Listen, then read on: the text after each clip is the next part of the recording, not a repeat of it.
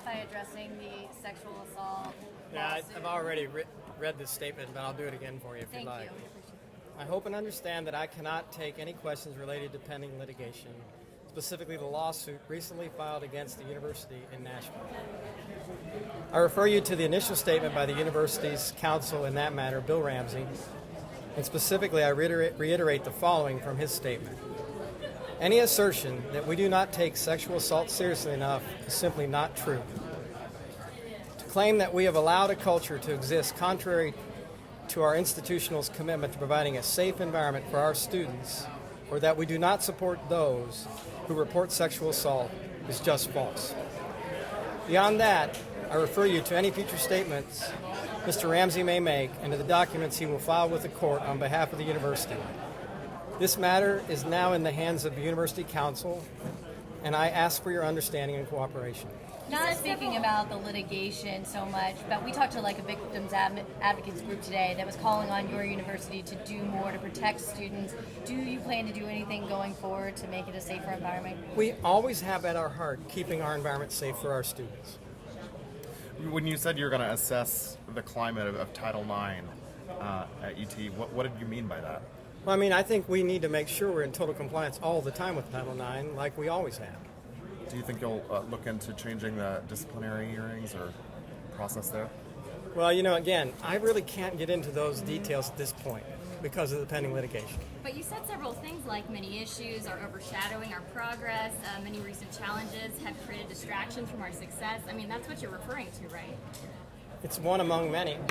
Speaking of the many, UT has been in the national headlines multiple times over the last year, very negatively, from Lady Ball's change to gender-neutral pronouns, War on Christmas, Title IX.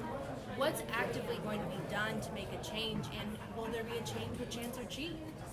I don't anticipate any changes at this point in the administrative team, but we will work like we always do with all of our team to make sure they get stronger and that we get better, as I said, in handling these various circumstances and situations that confront us. How can you fix the reputation that it's evolving?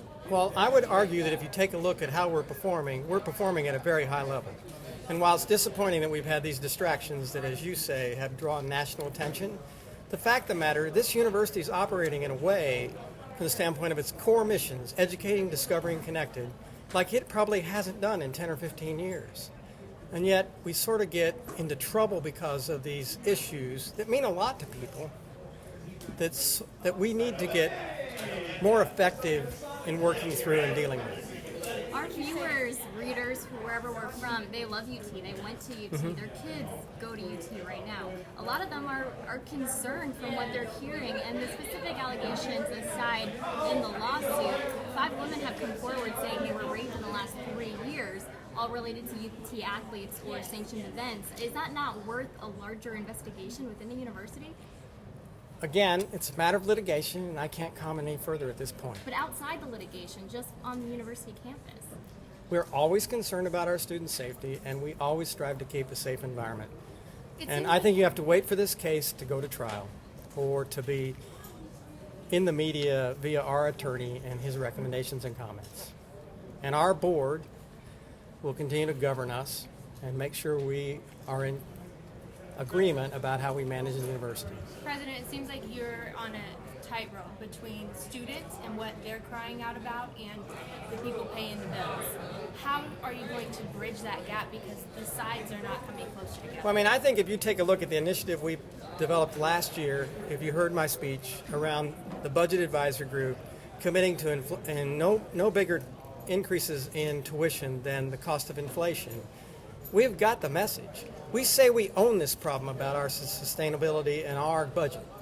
And in fact, our model that I talked about, where I talked about the gap we've got in funding over the next 10 years, we've committed that if the state's support or allocation just remains steady state, to fixing that ourselves. I would ask, what do you say to prospective students, parents who are looking at the University of Tennessee to encourage them to come to your university after what they're seeing in the news? I would encourage them to come to any campus in our system and actually roll up their sleeves and take a look at the educational process going on, the research activities if it's a graduate student, professional student training qualities that we have in the Health Science Center or in veterinary medicine or nursing, and really take a look at us. Because I think if they get to our campus, they can be reassured without a doubt. And that we have a quality institution that does a very, very good job of educating students. Are these controversies part of what motivated you to have this speech today? No. I mean, we planned this event a long time ago before many of these issues came up. We thought it'd be good because of the BAG initiative, the ability to get up in front of our people and tell people about all the good things we're accomplishing, and I hope you'll report those. That this place is on the right track when it comes to performance. And we've had some controversy, and lots of universities have had controversy, but the core values and the core mission, educating, discovering, connecting, we're hitting the numbers, and we're doing well. You mentioned that you're going to oppose the legislature's bill to freeze tuition. How exactly are you going to fight them on that? Well, again, you get back to the issue that last year our tuition was the lowest in 30 years, our increase. And we have a commitment within the BAG effort over the next 10 years to maintain tuition at the cost of inflation. As part of that model that has the gap of $274 million right now, it was $377. But they already know that. So, how are you going to try to change their mind? You may think they know it. I'm not so sure. And we think they need to be reminded of the presentations I did last year around budget. And at budget hearings, we have every intention to let them know that we have a plan for tuition that makes it reasonable. Do you think it's an effort? You talked about in your speech about cutting salaries. Do you think that the tuition freeze is really aimed at getting the university to cut salaries? No, I don't think it's aimed at that. I mean, there are concerns that administrative salaries are higher than perhaps they should be when they compared them in the hearing in the Senate, when they compared them to other state officials. But I think you have to compare them to peers, and peers would be people at other universities, not some other person in state government who has a similar job.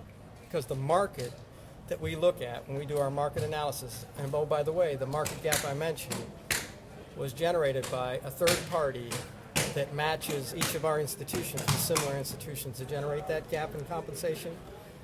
You know, when you look at the market to market is what you got to look at. We don't look at paying all of our professors the same amount. If you're a professor of nuclear engineering, you're likely to make considerably more than a professor of history, because the market forces on the nuclear engineer are stronger on the salary side than on the history professor. It's like most of the world. So, I think comparing us to other officials in state government is not a fair comparison. We'll try to make that point too. Do you stand behind the Tennessee Uniform Administrative Procedures Act and how it works on campus, or do you think there's room for improvement?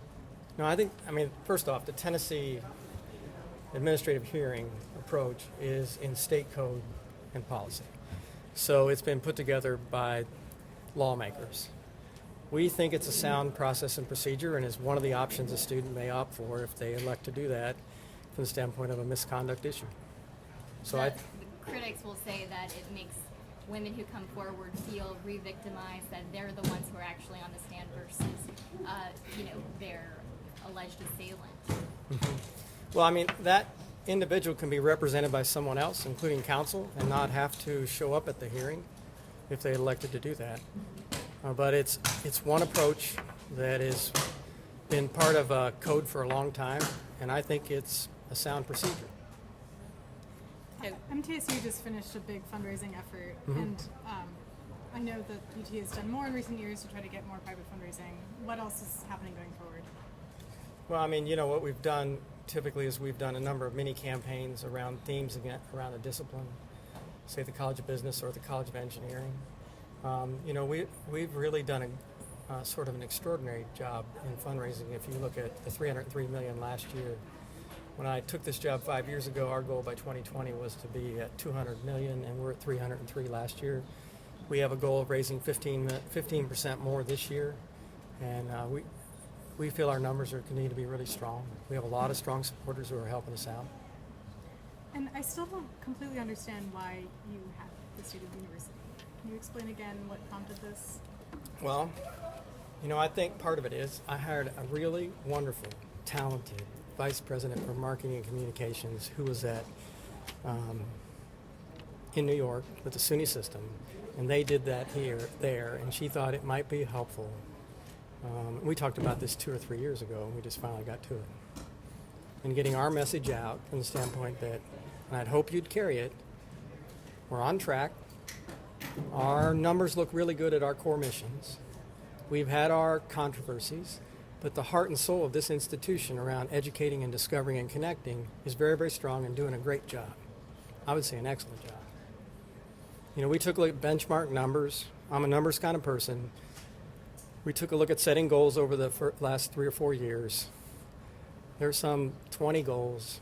11 of them we exceed a goal. There are a handful of they're in the 90s and a few that are in the 80s. We know what's wrong in the 80s and we can fix it. So the majority of the goals we set, we're doing very, very well at. But as you all put it, the controversies get in the way of us getting the message out about how well we're doing and how well this place is performing. And that was a major message I hope you caught in this presentation. Thank you. Thank you. Thanks, guys.